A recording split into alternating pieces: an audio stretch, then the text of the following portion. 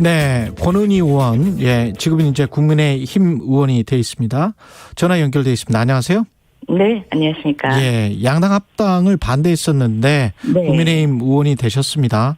소회가 좀 있으실 것 같아요. 네, 제가 2016년 국민의당부터 해서 양당 기득권 체제로 우리 사회의 갈등, 다양한 갈등들을 해소할 수 없다. 다당제로 정치 개혁을 해야 된다. 그게 우리 사회의 발전 방향이다라는 그러한 목소리와 역할을 꼭 계속 해왔는데 예.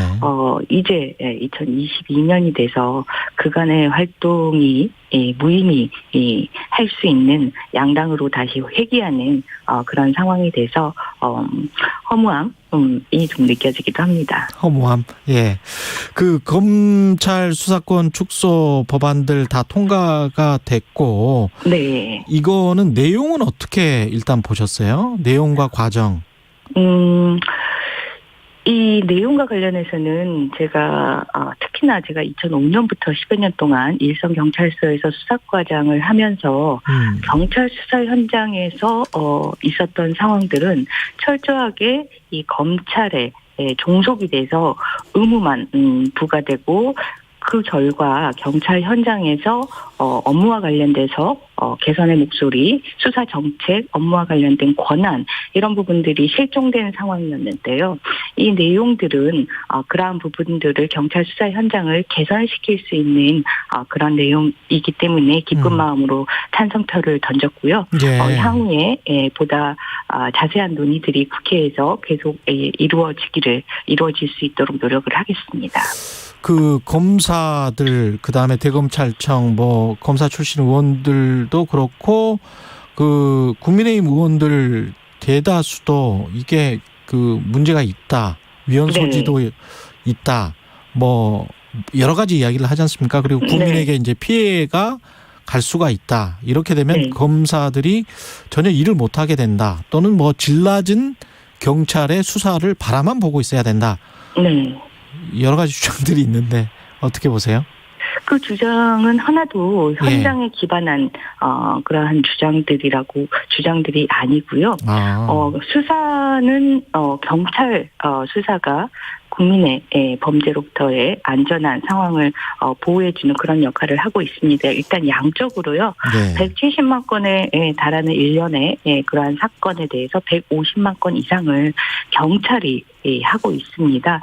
그렇기 때문에 이러한 경찰의 수사 현장을 강화하는 이러한 내용이 국민의 피해를 준다라는 이러한 부분들은 그 현장의 업무 처리 과정하고 전혀 맞지 않는 주장에 불과하고 오히려 이러한 주장들은 그냥 봉건적인 거죠.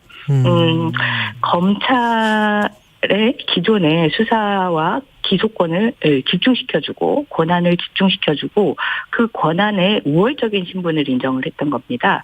검찰의 신분의 우월성을 인정을 하고 이 우월적인 신분에 근거해서 우월한 권한 행사를 해야 된다라는 그러한 사고방식인데요.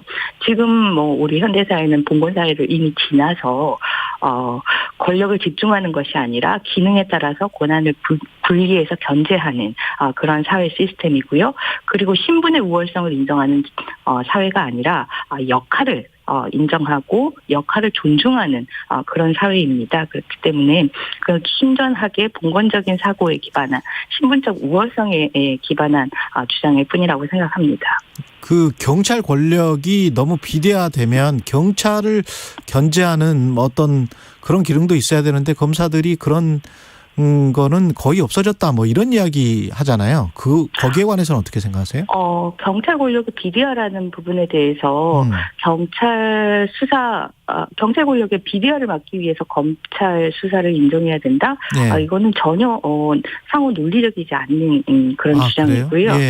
왜냐하면 경찰의 수사 기능은 그 검사의 기소 기능에 의해서 견제를 받을 수밖에 없는 그런 활동입니다. 경찰 수사의 결과 검사가 최종적으로 결정을 하는 거죠. 이거 최종적으로 기소를 할 것이냐 여부를 결정하는 방식으로 모두 통제하는 그런 역할입니다. 그렇기 때문에 검찰 수사가 인정이 돼야 경찰 권력의 비리를 막을 수 있다라는 거는 전혀 상호 연관성이 없는 주장일 뿐이고요. 네. 경찰 권력의 비리라는 부분은 이 경찰 내에 사법 기능과 행정 기능이 있습니다. 대표적으로 사법은 수사 기능이고 행정은 정보 기능이라고 보시면 되는데요. 네. 이 수사와 정보가 결합됐을 때 생길 수 있는 그러한 문제들, 이 부분이 권력의 비리를 가져올 수 있는 것이고, 그렇기 때문에 지난 20대 사개특위 국회에서 사법 기능과 행정 경찰을 분리하는 그러한 구조적인 안을 마련을 했었고, 이제 21대 국회에서 중수청이라는 독립된 수사기관의 설치로 이 경찰의 사법과 행정의 기능의 분리를 보다 철저하게 하는 그런 후속 조치가 논의가 될 예정입니다. 그 고발인 이의 신청을 제한한 것 있지 않습니까? 형사소송법 개정안. 여기에 관해서는 이제 시민단체들이 굉장히 우려를 많이 하고 있던데 어떻게 보십니까? 네. 고발인의 이의 신청에 기대해야 된다라고 한다면 검사의 기소 기능이 제대로 발현되지 못하는 겁니다.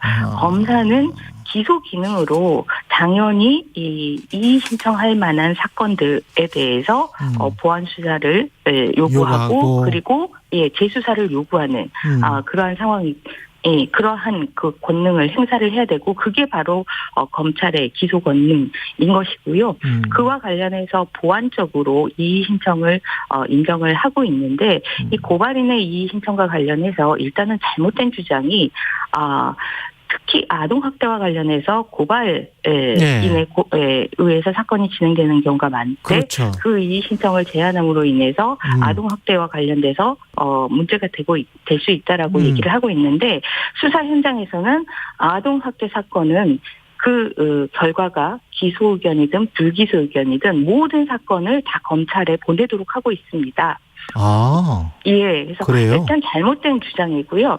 이런 방식으로 특히 고발에 의해서 사건이 진행될 수밖에 없는 그런 특성을 가진 범죄. 대표적으로 제가 아동학대를 얘기했는데, 이거는 피해자가 스스로를 보호할 수 있는 그러한 그 연령이나 역할이 아니기 때문에 이 고발인의 지위가 중요한데요. 이런 사건들, 공익신고와 같은 사건들, 이러한 사건들에 대해서도 마찬가지로 경찰 수사와 검찰이 협의를 해서, 검찰 기소가 협의를 해서 전건 송치하도록 하는 그러한 제도로 보완을 할 수가 있습니다. 마지막으로 지금 시간이 없어서요. 윤석열 대통령 당선인을 향해서 검찰 개혁 논의 과정에서 개입된 듯한 모습을 보였다. 이건 구체적으로 어떤 부분이고 어떤 의미이신지. 제가 설명을 따로 안 드려도 합의가 번복되는 모습이 이 국회에서 국민의힘의 합의가 번복되는 모습은 외부적인 어떤 작용이 있었다라는 거고, 그 외부적인 작용에 대해서 이준석 대표가 한동훈 법무부 장관 내정자하고 통화를 한 사실이 있다라는 그런 얘기를 했고, 윤석열 측 대변인의 이야기가 이와 관련해서 조금씩 바뀌는 듯한 그러한 모습을 통해서 확인을 할 수가 있는 거고요. 더더군다나 20대 국회에서 특히 이 권성동 대표를 비롯한 국민의힘 측의 사개특위 의원들과 이 관련된 논의를 했었습니다. 했었는데 국민의힘의 생각은 마찬가지로 수사와 기소를 분리해야 되고, 그리고 독립된 수사청을 설치해야 된다라는 입장이었고, 그에 맞는 입법 발의안까지 내놓은 상황입니다. 바뀌어버렸단 말이죠. 그게 한순간에 아무 이유 알겠습니다. 없이 바뀌었기 때문에 그런 말씀을 드린 겁니다. 권은희 국민의힘 의원이었습니다. 고맙습니다. 네. 잠시 후 8시 반부터 일부 지역국에서는 해당 지역 방송을 보내드립니다.